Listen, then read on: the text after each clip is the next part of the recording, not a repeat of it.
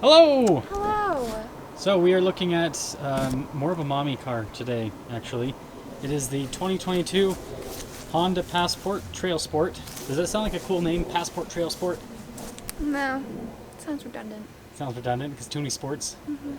Okay, well, anyways, first off, under the hood, we have a naturally aspirated 3.5 liter V6.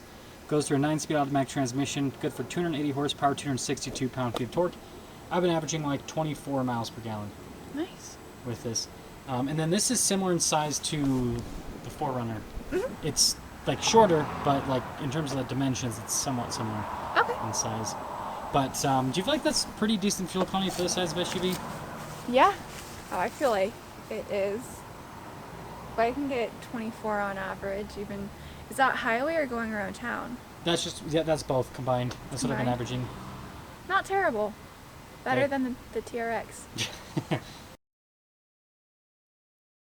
Now we get a look at the pretty looks of the Passport TrailSport. So first off, Passport, that's the name for this SUV that is supposed to be Honda's cool, sporty, like off-roader type, SUV. It's built off of a Pilot, which is a third-row mommy SUV, basically. Okay. So that's the Passport. The TrailSport is the off-road version of the Passport. So the Passport's supposed to be the off-road version of the Pilot, and then the TrailSport's supposed to be the off-road version of the Passport. So it is redundant. Yeah, kind of. Does it look sporty? It looks chunky.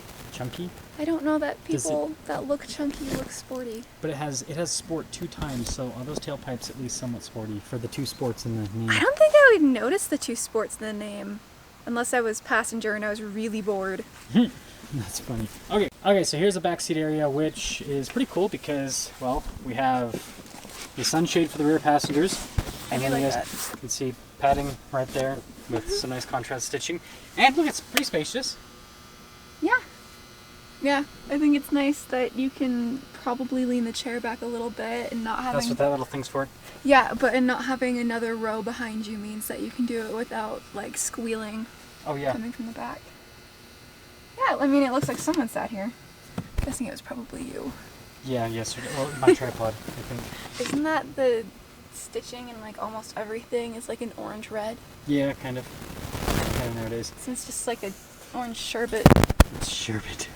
Okay, if you want to pop it on. Don't come at me for the way I say sherbet. Sherbet. Just overall ergonomics. What do you think?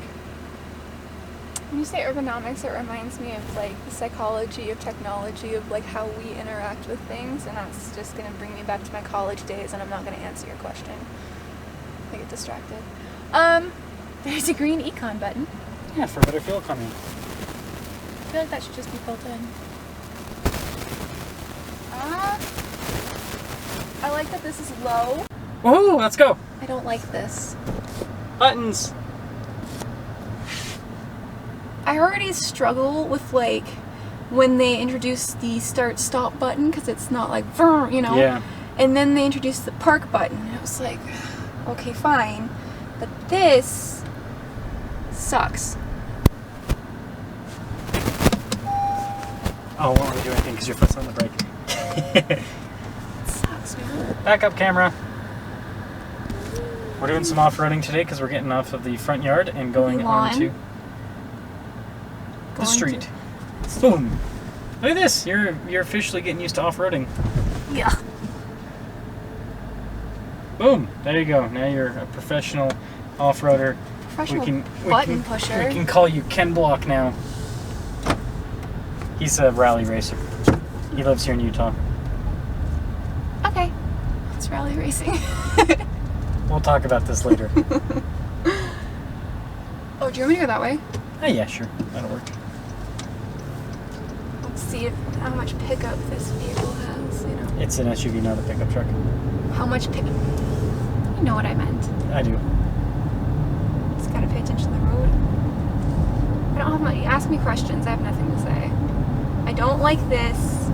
I don't like this. Why don't you like the I gauge don't like cluster? this. It's just... It reminds me of a video game. Like you're driving a car on a video game because it gives you all these stats. And it's like, well, what do I really need for driving this right now? Do I need all of these stats for driving right now? Not necessarily. Could they display it different? Definitely. Yeah, it's kind of like a Honda thing. They make everything kind of video gamey, which Boo!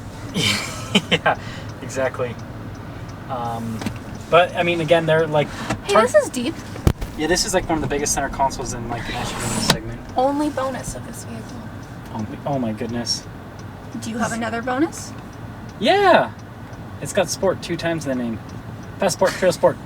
Sport. Sport.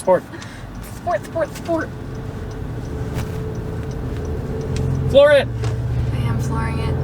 Whee!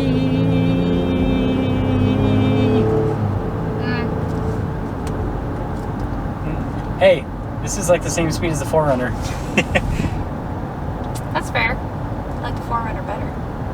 Oh, Whoa. ouch, Honda. That's not a surprise to anybody who knows how much I dislike digital garbage and very much more analog and traditional. What if I told you this is $10,000 less expensive than the 4Runner? I don't think that beats it. Oh, we're turning. Okay. Forgot which way is the right way. Almost took us into a different town. Not that I'm going to name the town that we live in. So, final thoughts on the Passport TrailSport Sport. Give me a second to go around this roundabout, because if I feel better going around neighborhoods, I'll be like, yeah, mom car. But for the most of it, I just... Even this is very video gamey. Like, I don't vibe with it. All this new age video game jazz. Back in my day. Exactly. I'm gonna go with still no. It's not as bad driving through neighborhoods because it's, slower, and I prefer to be able to feel comfortable in the vehicle, but I'm not having this. Too much modern tech, but some people might Some people might really like that. I don't like that at all. Well, there you go. Good boy.